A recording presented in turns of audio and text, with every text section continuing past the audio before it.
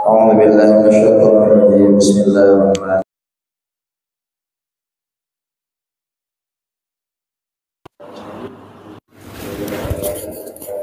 أعوذ بالله من الشيطان الرجيم بسم الله الرحمن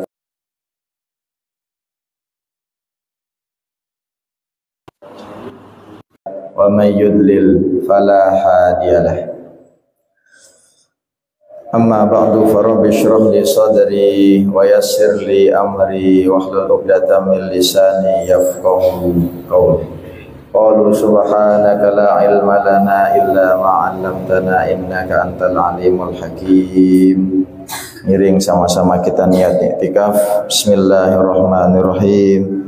Nawaitul i'tikaf sunnatan lillahi ta'ala. Bapak Ibu hadirin hadirat jamaah rahimakumullah. Assalamualaikum warahmatullahi wabarakatuh.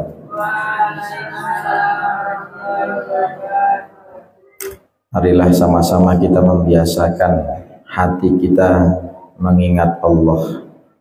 Lisan ini bersyukur kepada Allah karena banyak sekali nikmat yang Allah telah berikan kepada kita, yang telah diberikan, yang sedang diberikan, yang akan diberikan. Terhadap nikmat yang telah Allah berikan kita nggak bisa hitung. Ada yang kita minta, ada yang tidak kita minta. Terhadap nikmat yang sedang kita nikmati juga kita nggak bisa hitung banyaknya. Dan terhadap nikmat yang masih Allah simpan ke depan seperti apa bentuknya, karena seringkali nikmat dan anugerah itu mengejutkan dan mengagetkan kita pun juga tidak akan pernah tahu berapa jumlahnya saking banyaknya. Maka ucapan alhamdulillah adalah sebaik-baiknya ungkapan kita kepada Allah selaku hamba. Di khutbah itu yang pertama disebut adalah alhamdulillah. Artinya kita menutup peluang untuk memuji manusia lebih daripada Allah. Jadi sebagai manusia itu yang kita pertama puji itu adalah Allah. Tidak ada celah untuk mendahulukan manusia, tidak ada peluang untuk lebih berterima kasih kepada manusia dibanding pencipta kita. Kita dikasih uang 100.000, 50.000 sama manusia, bilang makasihnya itu panjang, bilang makasihnya itu seakan-akan kita siap dijadikan budak sama dia. Tapi kenapa ketika kita sama Allah mengucapkan alhamdulillah saja itu berat. Usi nafsi wa iyyakum, maka hamdalah, ucapan alhamdulillah harus sering keluar dari lisan kita, yang harusnya juga diikuti dengan ketaatan kepada Allah. Ya Nabi salam alaika, ya Rasul salam alaika, ya Habib salam alaika. Senang rasanya kembali bisa berkumpul, bertemu, melanjutkan seri kajian kita. Malam ini adalah seri ke 233, masih di kajian Al-Hikam. Jamaah sekalian rahimakumullah. Saya ketika membuka lembaran ini adalah 33, masih di kajian Al-Hikam. Jamaah sekalian rahimakumullah. Saya ketika membuka lembaran ini adalah fakroh atau bait kelima daripada kitab Al-Hikam Ibnu Athaillah As-Sakandari. Ketika membaca bait ini, saya tertegun. Ada rasa malu, ada rasa gemeter, ada rasa senang, bercampur menjadi satu. Apa kata Imam Ibnu Athaillah? Ijtihaduka bima dumina laka, sungguh-sungguhnya kita, seriusnya kita mencari rizki, bekerja, bertukus lumus, berkeringat, bersungguh-sungguh nyari rezeki, yang padahal rezeki itu sudah dijamin sama Allah. Wa taksiruka fima tuliba minka, sedangkan lengahnya kita, malasnya kita, enggannya kita, suka molornya kita terhadap sesuatu yang diwajibkan sama Allah, yaitu ibadah, ya sholat, ya puasa, dan ibadah-ibadah yang lain, itu kita males.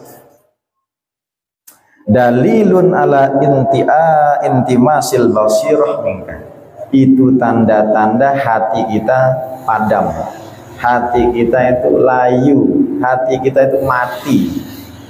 Ada dua hal, terhadap pekerjaan, terhadap rezeki yang sebenarnya Allah sudah jamin, pastikan kadar ukurannya, kita mati-matian. Tapi terhadap ibadah yang itu menjadi kewajiban kita, yang tidak dijaminkan kita ini diterima atau tidak, itu kita males, suka molor ya. Itu adalah bukti hati kita padam. Begitu dapat fakron ini, hati kita tuh ya Allah, ini kena semuanya, enggak yang bicara, yang dengar. Memang pengajian tuh kadang perlu disentil, perlu kita tuh merasa kayak disindir. Ini semuanya kena semuanya. Jadi di sini bukan berarti kita nggak boleh bekerja, bukan berarti kita pasrah saja, bukan. Tapi terhadap sesuatu yang memang sudah dijanjikan sama Allah, ya udah jalani, tapi nggak usah terlalu ngoyo, nggak usah terlalu ngotot. Sampai ada ungkapan apa? Banyak orang mengejar mati-matian sesuatu yang tidak dibawa mati. Saya ulangi lagi. Banyak orang mengejar mati-matian, mati-matian dia kejar. Padahal sesuatu itu belum tentu dibawa mati. Nah, silahkan tafsirkan sendiri, silahkan pikirkan sendiri, silahkan renungkan sendiri. Apa itu yang kita kejar mati-matian, padahal bisa jadi tidak memberikan manfaat sedikit pun untuk mati kita. Kecuali itu bermanfaat untuk kita. Kita kejar mati-matian. Orang bekerja yang dengan hasil kerjanya dia sedekah, itu berarti dibawa mati. Ya, harta yang dibawa mati. Makanya salah orang, harta itu enggak dibawa mati. Siapa bilang? Harta itu dibawa mati. Kalau selama di dunia diinfakkan, disedekahkan, ada amal jariahnya. Makanya Rasulullah pernah sallallahu alaihi wasallam itu ketika punya makanan, ditanya sama Rasulullah istrinya, apa yang tersisa di rumah? Oh, yang tersisa ini, yang sisanya sudah saya sedekahkan. Yang kamu sedekahkan, yang kita sedekahkan itu adalah harta kita nanti di akhirat. Yang kita tinggalkan di dunia ini itu tidak ada apa-apanya di akhirat. Itu sebuah ungkapan yang mengingatkan kita memang harta itu bisa dibawa mati. Ayo yang punya motor, pakai motornya untuk mati kita besok. Jadikan dia saksi di akhirat. Saya pernah pergi ke sini ngadri majelis ilmu. Saya pernah ke sini untuk silaturahim. Saya pernah bekerja untuk anak istri saya. Saya pernah menyekolahkan anak saya sekolah mondok, sekolah ini kuliah dengan motor ini. Jadikan dia amal kita. Waktu itu nikmat, kekuatan itu nikmat, harta itu nikmat. Jadikan itu kita bawa mati. Gimana caranya? Bismillah ya Allah, semua apa yang kamu berikan sama saya nih ya Allah, semoga jadi amal. Jadi jangan sia-sia. Tapi ada juga harta yang nggak dibawa mati, yang kalau digunakan untuk foya-foya, tidak karuan, tidak ada hasilnya. Ya. Maka jangan salah paham ketika memahami ini, bahwasanya kita diperkenankan, disilahkan, harus memang bekerja. Sunnatullah itu bekerja harus. Tapi jangan sampai mati-matian, yang wajib sholatnya kita tinggalkan. Jadi dikatakan di sini kita giliran untuk sesuatu yang sudah dijamin oleh Allah, rezeki itu dijamin sudah sama Allah itu. Ya, hewan melata, cicak itu Bapak Ibu tidak punya sayap, cicak tidak punya sayap. Kok bisa nyamuk itu datengin cicak itu? Akal gitu tuh nggak bisa nyampe. Makanan pokoknya cicak itu salah satunya nyamuk. Nyamuk bersayap, cicak nggak punya sayap, dia datengin itu. Cak, cicak buka mulut cak, saya mau masuk nih. Seakan-akan begitu. Nah, kita mengartikan hidup itu begitu. Silahkan bekerja, silahkan mencari rezeki, silahkan menafkahi keluarga. tapi jangan sampai meninggalkan yang diperintahkan. Apalagi menghalalkan segala cara. Dulu kami belajar filsafat, Bapak Ibu. Ada filosof namanya Machiavelli. Machiavelli ini punya slogan menghalalkan segala cara. Mau haram halal nggak peduli. Al-ghayah tubarrirul wasilah. Goal justifies means. Mau caranya benar, mau caranya salah, saya sikat. Mau caranya hak, mau batil, saya jalani. Ini tidak benar. Orang tuh kalau punya niat baik, caranya juga harus baik. Mau sedekah, jangan nyolong. Nanti hasil nyolong disedekahin. Tidak benar itu. Niatnya sudah benar, caranya salah. Jadi dalam Islam itu niat yang baik, caranya juga harus baik.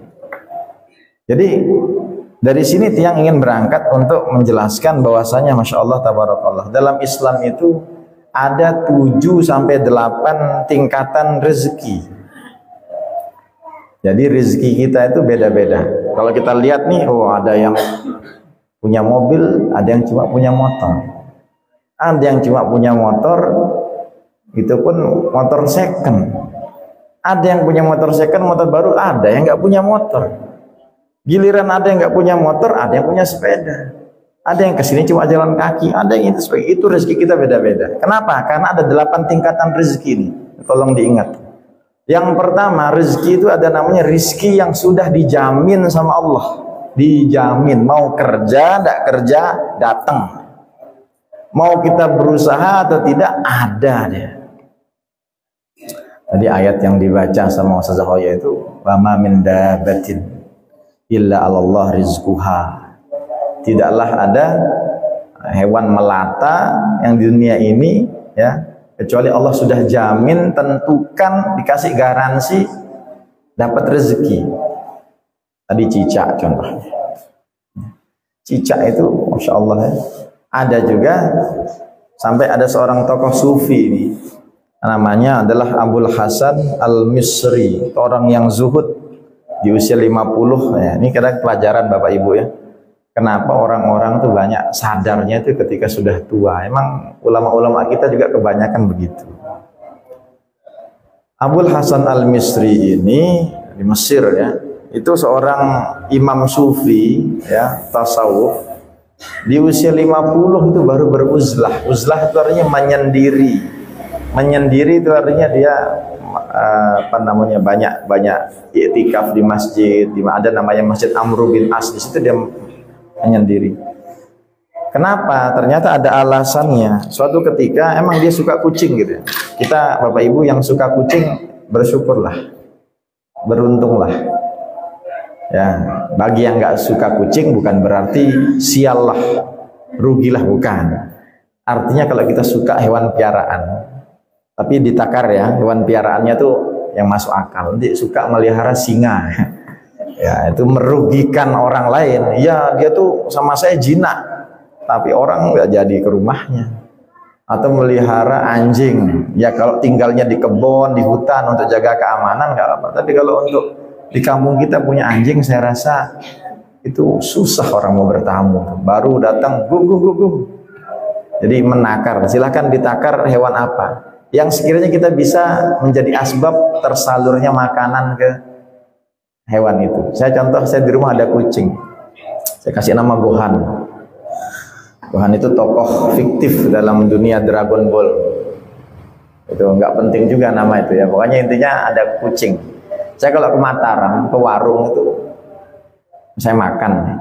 Ke Mataram pasti makan lah.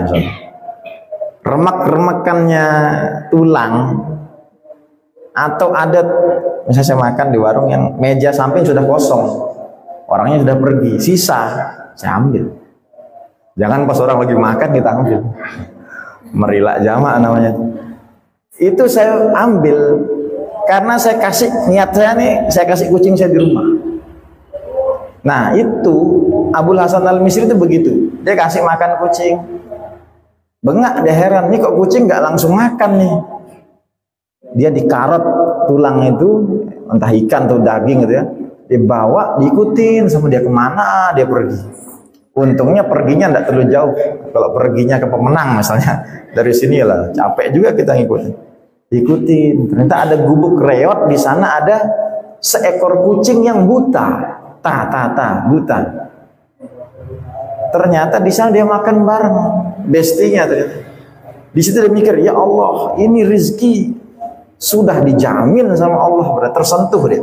Ada kucing buta, nggak tahu itu jantan atau betina, didatangkan, dibawain apa namanya makanan. Dia langsung mikir, oh ini firman Allah itu yang tadi Hud ayat 6 itu, tidaklah ada hewan yang melata kecuali sudah Allah tentukan rezekinya. Tanpa berusaha dia hantarkan lewat wasilah yang lain. Makanya kita kalau punya hewan, lanjutkan. Ya, tapi hati-hati, usi nafsi. Kalau punya hewan piaraan dan itu mati dalam penjagaan kita, hati-hati. Takut-takut di akhirat kita ditagih. Suka nganyam burung, burungnya mati di kerangkeng karena kelaparan. Istighfar banyak-banyak. Ya Allah, ampun ya Allah. Saya sudah biarin dia jomblo. Saya sudah gak ngasih dia makan, dia mati. Bisa jadi pas dia lagi kelaparan, dia manggil-manggil, lapar bos, lapar lah, sampai dia mati. Istighfar banyak-banyak. Ya, jadi beda ya, hewan yang dikerangkeng dengan yang dibebaskan itu beda. Kalau kucing itu dia kelaparan, gak dapat, kita dia cari tempat lain. Tapi kalau burung, repot. Jadi hati-hati. Boleh melihara, tapi pastikan terjaga. Jadi ada namanya rezeki yang dijamin. Dan ini beda-beda Pak Ibu. Terhadap saya Allah ngasih beda, Bapak Ibu beda. Tanpa terkecuali, tapi semua makhluk yang hidup pasti dapat rezeki yang sudah dijamin. Kecuali sudah meninggal, selesai judulnya. Banyak orang-orang yang meninggal itu sudah rezekinya sudah putus, sudah selesai. Walau satu butir kurma pun gak akan masuk karena sudah meninggal. Ya, jadi ciri-cirinya rezeki yang terjamin itu, ya Pak, yang sudah dijamin itu mencakup seluruh makhluk Allah yang masih hidup dan tanpa terkecuali. Tapi takarannya beda-beda. Jadi nggak bisa kita iri, nggak bisa kita iri. Itu satu. Yang kedua, rizki karena usaha. Ini sunnatullah berjalan, hukum Allah. Yang rajin bisa jadi batinya lebih banyak, pendapatannya lebih banyak. Yang buka 12 jam, yang buka 1 jam bisa jadi beda. Umumnya logika kita akan mengatakan yang buka 12 jam lebih besar penghasilannya dibandingkan yang 1 jam umumnya. Tapi kalau Allah sudah merubah itu, ada yang buka cuma 1 jam, banyak tuh dagang-dagang pecel di Jawa, buka cuma 1 jam, tutup, mudah angkat kaki deh. Nanti dia buka lagi besok lagi.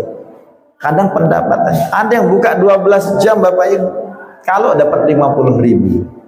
Kadang ini akal kita tuh ingin dipermainkan sama Allah. Ada orang berusaha sedemikian besarnya, sedemikian seriusnya, ternyata kalah sama yang buka cuma ini. Tapi lagi-lagi tetap kita harus berusaha. Tapi itu langka ya, jangan gara-gara gitu, wah kayaknya saya buka sejam aja.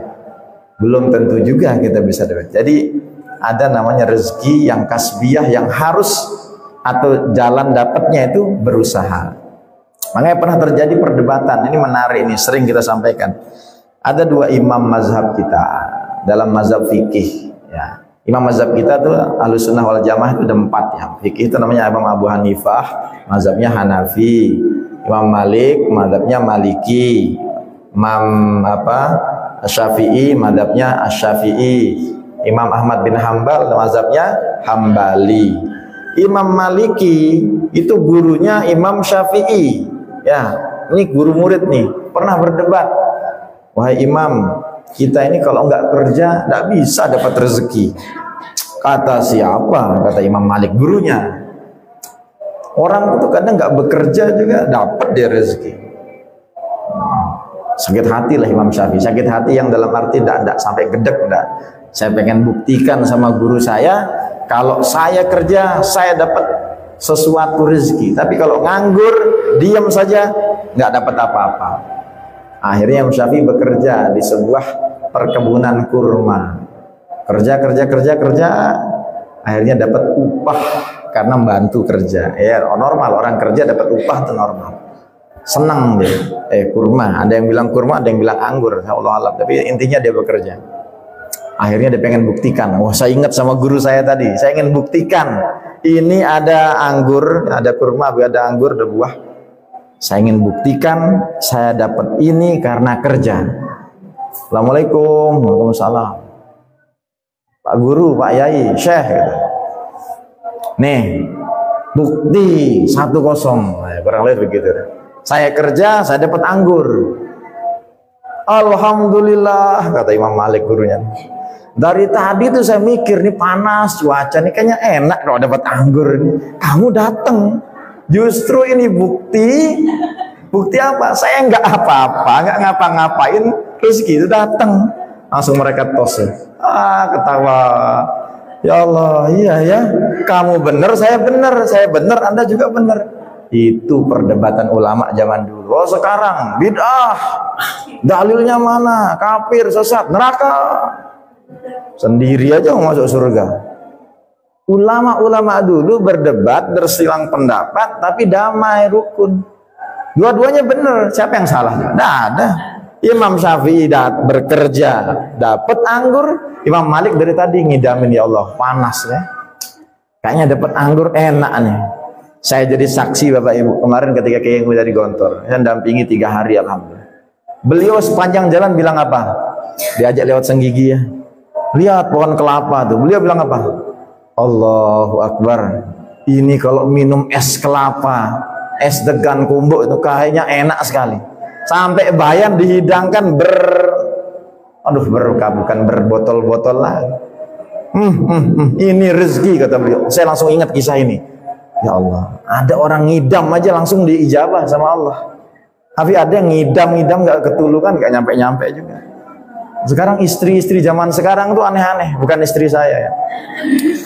Itu ada orang ngidam tuh macam-macam. Yang pengen apa ya? Mie ayam. Mie ayam nih, kalau ke Singapura mahalan tiketnya. Mie ayam, mintanya bukan maghrib isya, bangunin jam 2 malam. Oke, dicarikan, dapat nih, misalnya di lapangan. Mie ayam yang rombongnya warna biru. Ini kajuman lalu, masa nentukan sak rombongnya sekalian yang penjualnya usia 42 tahun, yang namanya Junaidi, ya, misalnya gitu. Tersiksa dah punya suami, mimpi apa dapat istri kayak gitu. Ini kajuman namanya ngidam. Jadi ada orang yang ngidam nggak ketemu. Imam Malik sama Syafi'i menunjukkan ternyata apa? Orang itu kalau bekerja itu dapat rezeki, yang nggak kerja pun kalau emang udah dijamin ya udah dapat juga. Tapi pada dasarnya rezeki yang pertama udah dijamin, yang kedua itu bekerja. Bekerja umumnya dapat. Ya, kita diwajibkan bekerja, itu ikhtiar. Sakit ikhtiar biar sehat. Ya, pengen dapat rezeki, menyekolahkan anak ikhtiar. Ya, itu tidaklah ada pekerjaan lebih baik kata Rasulullah melainkan dari hasil keringatnya, dari jerih payahnya sendiri. Jadi orang yang bekerja, orang tua yang mencarikan rezeki anaknya, itu makomnya sudah tinggi sekali. Makanya pernah ada terjadi zamannya Umar bin Khattab, ada orang kerjaannya menop zikir di masjid. Ditanya, kamu punya anak, punya istri? Iya, Amirul Mukminin. Siapa yang ngasih nafkah anak sama istrimu di rumah? Kakak saya. Dia punya paman, dia yang jadikan rezeki. Kata Umar bin Khattab bilang apa? Yang masuk surga itu kakakmu. Yang masuk surga itu kakakmu, bukan kamu. Kakakmu itu nanggung anak istrimu. Itu luar biasa. Jadi bekerja harus, ibadah juga harus. Nah, di sini kita ambil manfaat itu. Yang ketiga, ada rezeki karena bersyukur. Wa ista'adzana rabbukum la in syakartum la azidannakum. Jadi kalau kita bersyukur ditambah rezeki itu sama Allah. Saya pernah bilang dan sering ulang-ulang. Wujud rezeki yang bersyukur itu begini. Kalau kita bersyukur terhadap nikmat yang ada, yang sedikit itu bisa jadi banyak. Itu yang pertama. Yang kedua, nikmat yang kita syukuri itu melekat sama kita selama mungkin. Yang pertama, dia bisa jadi banyak. Ya banyak meskipun jumlahnya biasa, tapi kita rasanya kayak banyak, puas. Yang kedua, dia melekat sama kita, tidak cepat hilang. Ada orang yang dapat nikmat cepat hilang rasanya. Dapat gaji 5 juta tuh sehari habis. Entah untuk apa aja dibeli itu nggak tahu. Ada yang 150.000, tapi kok kayaknya bisa bertahan untuk seminggu. Coba lihat itu. Jangan-jangan kita ini kurang bersyukur, bukan kurang nikmat. Jadi nikmat itu, rezeki itu bisa dipancing dengan kita rajin bersyukur. Jadi makin sering bersyukur, nah, ditambah nikmatnya tuh melekat dia lebih lama sehingga kita lebih tenang. Orang tuh kalau berkah hartanya, diajak taat tuh mudah, diajak sholat itu dia mudah, diajak mengingat Allah itu mudah. Kalau nggak berkah justru akan melalaikan dan meninggalkan perintah agama. Fix. Orang-orang kaya tuh banyak yang karena hartanya sibuk sehingga lalai. Ini nggak berkah. Nampaknya bahagia, nggak lama ya. Kalaupun lama ya hanya di dunia saja, sudah selesai. Ini nggak usah iri sama orang-orang begitu itu ya. Yang keempat, ada rezeki karena sesuatu yang tak terduga. Saya habis sholat mendawamkan baca wa may yattaqillaha yaj'al lahu makhraja wa yarzuqhu min haitsu la yahtasib. Orang yang bertakwa, takwa artinya imtisalul awamir wajtinabun nawahi, melakukan yang wajib, meninggalkan yang haram. Itu secara umum takwa. Itu apa? Akan wa yarzuqhu min haitsu la yahtasib, akan dikasih rezeki min haitsu la yahtasib. Ini yang pedagang-pedagang, pengusaha sering disebut sebagai ayat 1000 dinar. Ada kaligrafinya ditempel di tokonya, ditempel di musolanya, ditempel di rumahnya. Gak tahu saya pernah dibaca atau tidak, nggak tahu. Ini ada kaligrafinya dulu. Ayat 1000 dinar. Wa may at-tolak, surat at-tolak. Jadi kita tuh kalau bertakwa akan ya yakin. Silahkan buktikan. Insya Allah yakin. Sering kali kita tuh kadang tiba-tiba datang di rumah tuh dari siapa kita nggak tahu. Assalamualaikum, ada ini, itu contoh itu. Atau kita di jalan, ya, berapa kali kita makan di restoran, ketemu teman yang kita kenal, kita mau bayar, oh sudah dibayar tadi. Nah, jangan gara-gara saya cerita ini besok asal ada yang kenal, lamain diri, tunggu teman pulang, kayaknya sudah dibayar nih kayaknya nih.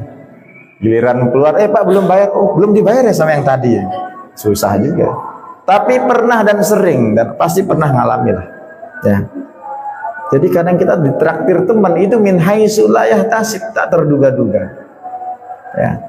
Dapat tumpangan gratis itu juga min haitsu la yahtasib. Di saat semuanya ada wabah penyakit, sakit kita enggak sakit sendiri, min haitsu la yahtasib. Di saat terjadi musibah, banyak tangga kita gembakin, rumah kita aman, min haitsu la yahtasib. Anak-anak kita banyak, satu kelasnya mungkin ada yang nggak lulus, anak kita lulus, min haitsu la yahtasib. Kita mau rincikan min haitsu la yahtasib, tak terduga ini banyak sekali. Jadi banyak sekali yang tak terduga. Ya, tapi harus syaratnya memang takwa, ya takwa, ya.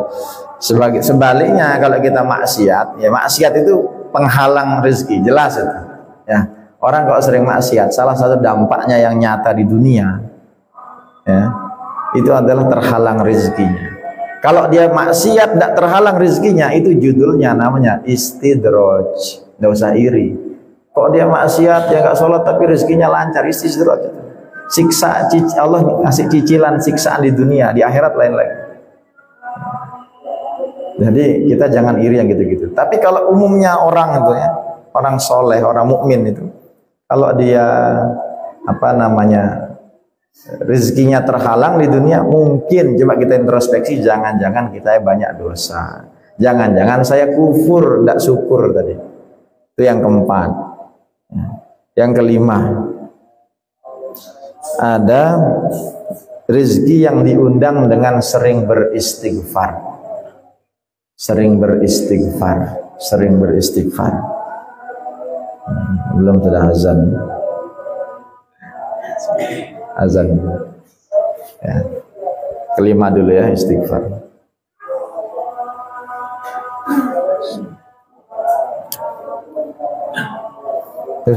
Begini.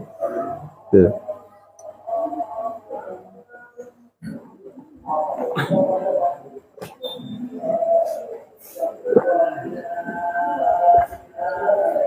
Allahu Akbar, Allahu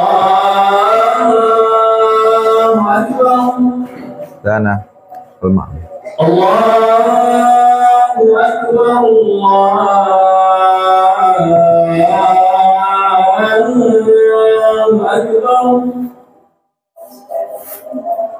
أشهد أن لا إله إلا الله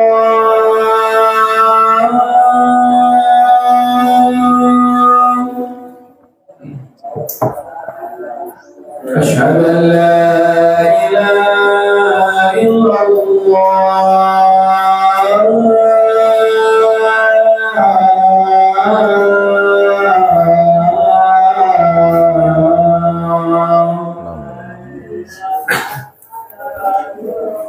أشهد أن محمدا رسول الله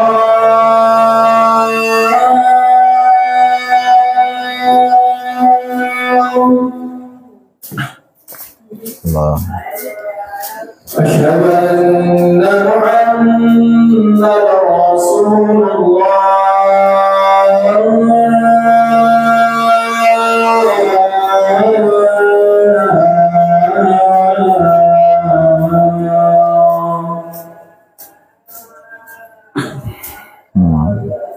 حي على الصلاة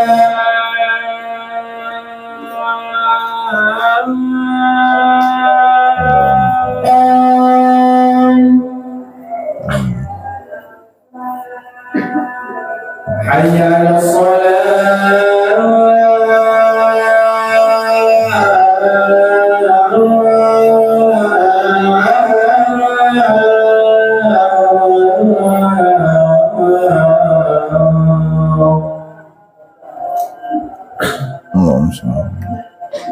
حي على الفلاح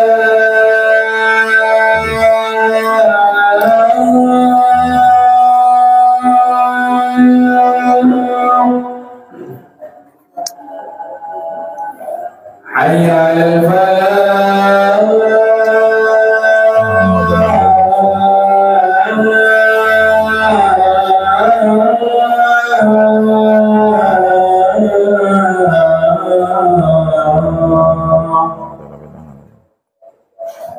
الله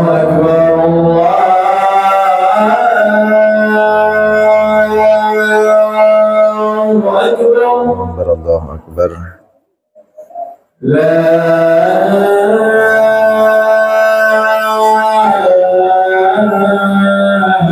إله إلا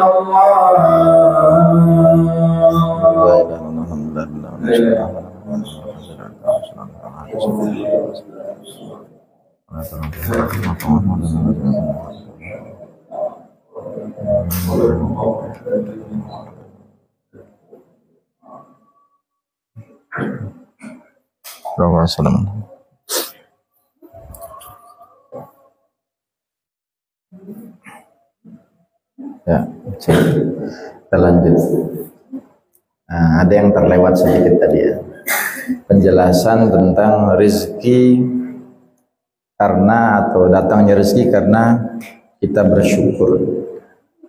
Rasulullah Muhammad SAW pernah didatangi oleh seorang yang minta-minta, pengemis lah katakan begitu. Datang minta sedekah begitu. Sama Rasulullah dikasih sebutir kurma. Husnuzon. Kita kalau sama Rasulullah tuh akhlak kita harus husnuzon. Apapun yang Rasul lakukan husnuzon. Kedepankan husnuzon. Mungkin satu yang Rasulullah adanya sebutir kurma. Kalau zaman sekarang agak aneh sedekah sebutir kurma. Minimal kurma satu mika minimal. Ini Rasulullah nggak satu butir kurma. Meleos ya, apa ya? Dia nggak mau, pengemis ini nggak mau. Kadang dia lupa, dia harus melihat sebenarnya yang ngasih itu siapa. Itu mikirnya kan. Kita tuh kadang dikasih sama tuan guru 1.000, sama pejabat mungkin yang 100.000. Bisa jadi yang 1.000 itu lebih berkah daripada yang 100.000. Dia lupa, dia nggak ngelihat sisi siapa yang ngasih, tapi dia ingat sebutir kurma pergi kasih kurma yang ngasih Nabi, nggak mau. Datang pengemis yang kedua minta dikasih sama, Bilang apa? Alhamdulillah, terima kasih satu kurma dari Rasulullah. Beda reaksi. Apa kata Rasulullah manggil istrinya? Kasih dia tambahan uang. Jadi Masya Allah ya, Rasulullah kadang ingin mengajarkan kalau orang bersyukur itu ditambah langsung di dunia, kadang juga dalam bentuk yang lain. Jadi reaksi Rasulullah bisa jadi ujian atau menguji yang pertama itu kok malah nggak mau. Kalaupun nggak dikasih uang, sebenarnya tetap aja bersyukur. Kalau saya di posisi itu, Bapak Ibu, kurma itu nggak saya makan. Saya kasih kalung, jadikan kalung, pakai. Wah, udah ada lain lagi niatnya jadi jimat. Tapi minimal ya masak apa tanduk sapi, tanduk kita kurbannya, tanduknya BMB aja sering dijadikan gantungan kunci. Atau apa gitu, jadikan gantungan kunci jadi apa? Masak kurma dari Rasulullah kita mau makan, ke tunanya rasanya tuna gimana? Atau minimal tulangnya lah kita bolongin jadi mata kalung gitu. Kenapa dari Rasulullah? Tapi sayang ya, Masya Allah, kita emang rugi nggak hidup sejaman Rasulullah. Nah, selalu saya bilang jangan rugi dua kali dengan tidak sesurga dengan Rasulullah. Semoga di dunia nggak apa-apa lah kita nggak ketemu Rasulullah. Di akhirat di surga harus ketemu, insya Allah. Jadi jangan rugi dua kali ya, dari dunia rugi nggak ketemu, di akhirat nggak ketemu, ngapain ya? Kita tuh nggak ada bangga-bangganya ketemu sama idola kita kalau di akhirnya di neraka, rugi. Jadi itu kurma, itu bukti bersyukur ya. Jadi Masya Allah ya. Lanjutnya yang tadi untuk masalah rezeki yang usaha ya, karena kita berusaha itu jangan pahami rezeki ini hanya di dunia. Idza mata ibnu Adam in qata anhu amalu illa min thalath. Ada 3 perkara yang orang itu walaupun sudah mati tetap mengalir amal jariahnya. Itu adalah amal jariah, sedekah jariah, ilmu yang bermanfaat, anak soleh yang mendoakan. Ini kan semua hasil usaha ya rahmatullah. Ini semua hasil usaha. Dia mendidik anaknya jadi anak soleh, usaha dia. Rezekinya dia dapat di dunia, dapat lebih-lebih di akhirat bahkan ketika sudah meninggal. Ya, dia sedekah, rezekinya tuh ngalir sampai akhirat. Itu usaha kan? Atau dia mengajarkan ilmu yang tidak seberapa tapi diamalkan oleh orang lain, dia menjadi asbab dikerjakannya sebuah amalan agama, itu juga bagian dari rezeki yang mengalir karena usaha. Nah, kita yang kelima sekarang. Yang kelima, rezeki yang diundang atau datang karena sering istighfar. Saya punya 2 hafizah Quran, kanan atau kiri nih. Surat Nuh udah apa sudah? Fakultu astaghfiru rabbakum innahu kana ghaffara yursilis sama alaikum midrara wa yumdidkum bi amwalin wa banin. Orang itu kalau sering istighfar, salah satu ya fadilah istighfar adalah dibukakan pintu rezeki, dibukakan jalan keluar, dibukakan ya, rezeki itu sekali lagi bukan hanya uang, kesehatan itu rezeki, dipercaya itu rezeki, nama baik di pandangan orang itu rezeki ya, diperkenalkan dengan orang-orang yang bisa bantu dia, nolong dia itu rezeki, anak sehat itu rezeki, anak lulus itu rezeki, tidak ditipu orang itu rezeki, punya jodoh pasangan yang soleh-solehah rezeki. Nah, jadi istighfar. Yang keenam apa namanya? Rezeki diundang karena sedekah. Ya. Amfik ma fil jaib ya'tika ma fil ghaib. Sedekahkan yang di kantongmu, maka yang gaib akan datang. Jadi apa namanya? Ini sudah lumrah kita tahu, orang tuh kalau sedekah salah satunya itu dilipatkan ganda. Tadi Ustazah Oyan, sekarang sudah Lala. Lala, Al-Baqarah nih, kalau Hafizah tuh mudah aja Al-Baqarah. Ayo. Besok kalau ada minda sini saya tanya. Lala, amma yukridullah qardan hasanan. Lupa. Ustazah. Siapa di sini? Olip, ada Olip. Olip nyebut mana Olip? Keluar dia. Oh, tadi ada perasaan ada ya tadi. Jangan karena sering ditunjuk apa itu jadi takut semua ada. Nah, ya. Jadi Al-Baqarah 212 itu Allah berfirman, barang siapa yang meminjamkan Allah, bahasanya itu meminjamkan, berniaga sama Allah, menggadaikan barangnya untuk Allah, bukan berarti Allah butuh, akan dilipat gandakan. Nah, dan banyak ayat-ayat semisal dan hadis-hadis semisal itu. Jadi kalau kita tuh sering sedekah, ya dapat gandakan. Ya. Kalau kita bersedekah niatannya pengen dapat kelipatan, jangan disalahkan. Saya ulangi, kadang orang tuh dengan PD-nya bilang beribadah tuh harus ikhlas, tidak boleh berharap ini, sholat 2 tuh pengen ikhlas saja, nggak usah pengen kaya. Makom orang tuh beda-beda Pak. Makom orang tuh beda-beda Bu. Ada yang beramal pengen kaya, ada yang beramal pengen punya uang, pengen lepas hutang. Tidak bisa kita larang. Memang bagusnya lillahi ta'ala, kita udah mengucapkan secara lafaz, tapi kadang niatan orang tuh kadang selama dia itu masih kaitannya sama Allah, bisa jadi ini jadi asbab lunasnya hutang atau dia jadi kaya, enggak apa-apa. Mungkin dia masih belajar saat ini, mungkin niatannya masih seperti itu, tapi pelan-pelan nanti dia akan meningkat. Kita jangan samakan orang tuh harus sama kayak kita. Ya, saya beramal biar masuk surga, salah. Harus karena Allah. Ya Allah, kok serem sekali jadi orang. Ya, kita ini nggak makom kita untuk nyalah-nyalahkan gitu. Ada makom itu artinya bukan makom kuburan ya, bukan. Makom itu artinya apa ya? Makom itu apa? Nah, tingkatan. Nah, susahnya bilang tingkatan. Ada yang mungkin di tingkat 11, ada yang baru level 1 nih. Ada yang sudah 11.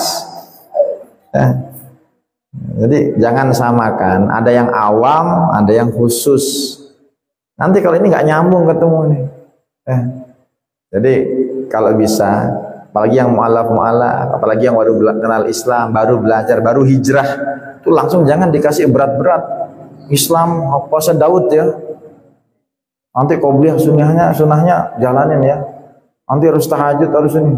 Oh, berat sekali Islam. Santai kasih orang berembok dulu. Masuk Islam belum hafal Al-Fatihah sudah disuruh tahajud, disuruh puasa Senin Kemis.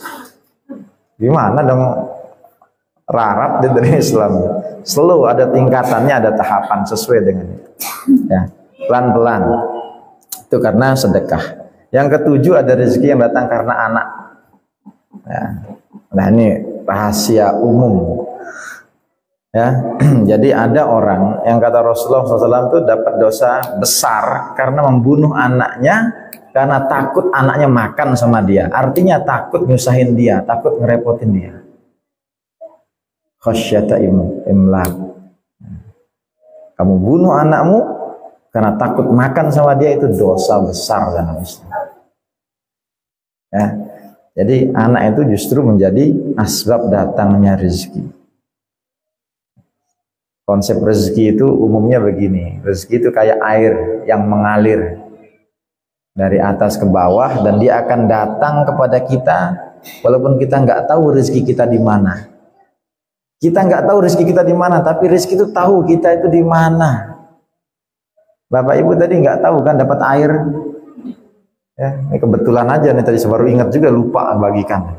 Tadi pas sampai azan nggak tahu nih dapat air. Mungkin ada yang tadi pedak kayaknya enak nih kan dapat air. Datang air tuh.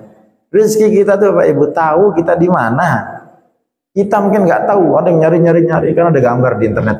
Orang gali. Ternyata di bawahnya tinggal satu cangkulan lagi berlian besar. Di sampingnya tuh dapat berlian kecil. Dapat indah deh. Padahal tinggal ceklik dia dapat yang lebih besar. Indah deh ke samping. Rizki itu gitu, rizki itu nggak tahu kita tapi kita nggak tahu rizki kita tapi tahu kita. Ya. By the way, Sazahana nggak ada air ke depan tadi ini. Itulah kenapa saya mandiri. Saya nggak mau ngerepotin itu. Saya bawa air sendiri. Hah? Rizki yang diusahakan namanya. Ini contoh nih. betul ya, mandiri. Emang kita tuh harus mandiri, tidak boleh berharap sama manusia. Yang kedelapan, rizki karena menikah. Nah, ini luar biasa. Ayo, Ustazah. Tuh 2, 3, 4, 5. Ada yang tutup muka boleh itu. 6, 7. Ada 7 Ustazah yang belum menikah. Ini kita nggak live Facebook ini ya. Nih ada 7 orang di Muslim Madani. Oh, datang ya. Padahal saya tadi berharapnya ada kopi ya. Memang hidup itu syukuran. Kita berharapnya kopi, dapatnya air putih, ya bersyukur. Dapatan air putih ya. Ini ada 7 orang ustazah di Madani yang belum menikah. Tuh, langsung dapat like. Menikah itu ngundang rezeki. Ya. Hadis Rasulullah, an-nakih yuridul afaf. Orang nikah itu salah satu niatnya kalau dia pengen menjaga dirinya, dengan itu dia sejahtera, nah, dapat pahala. Ya, orang itu kalau apa namanya nikah itu yang paling real. Tidak usah nunggu besoknya, hari itu dapat rezeki. 1, orang bisa makan gara-gara dia, asbab dia, itu rezeki nyata ya. Semiskin-miskinnya, sesederhananya dia bisa ngadain acara yang asbab dia orang makan, itu rezekinya. Dia dapat kado, itu rezeki. Tidak ngapa-ngapain tuh, dapat kado. Itu belum besoknya, di hari itu saja dapat rezeki. Nah biasanya baru dia mikir bayar terok berapa, bayar apa? Oh, tadi sound sistemnya berapa, dekornya. Nah itu besok, tapi saat itu dapat rezeki. Saya kadang heran, mohon maaf. Kalau di kota-kota besar, dekor itu ada yang 90 juta, 100 juta. Dekor. Ketika ditanya, kenapa kok mahal dekor? Oh, kita pakai bunganya, kembangnya pakai bunga hidup. Kalau gitu pot-pot aja ya. Di kebun aja kita malah hidup, malah berbuah. Kadang lucu juga. Oh, kenapa dekornya mahal? Karena kita pakai bunga asli, bunga hidup. Di kebun aja caranya nikah. Ya, pakai bunga sepatu, bunga trompet itu kan bunga pisang. Jadi insyaallah ya, menikah itu mendatangkan rezeki. Ayo Ustazah silahkan disegerakan ya. Siapa yang paling dekat kira-kira nih? 24.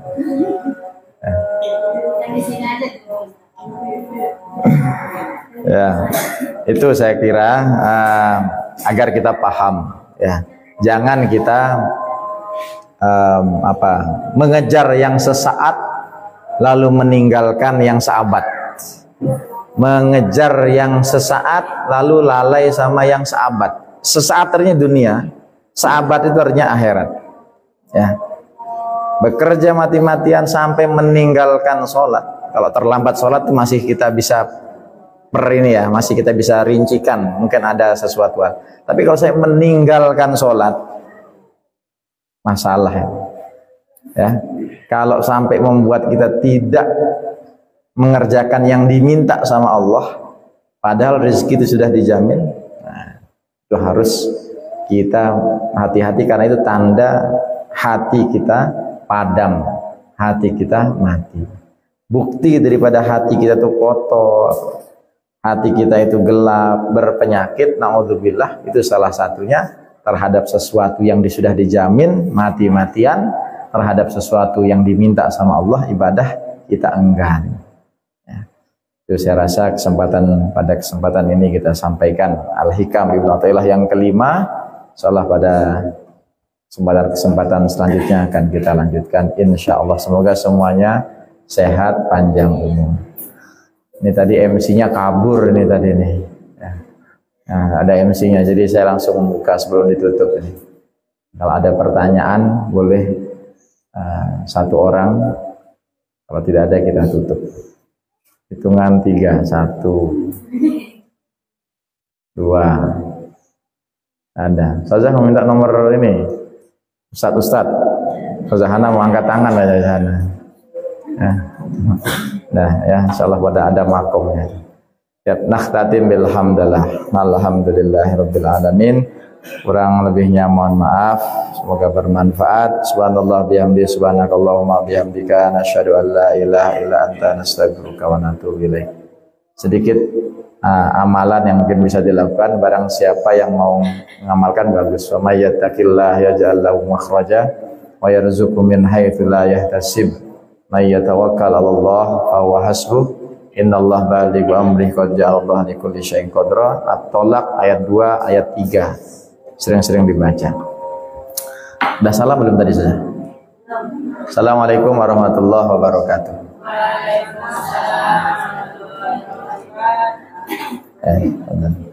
Kita langsung sholat.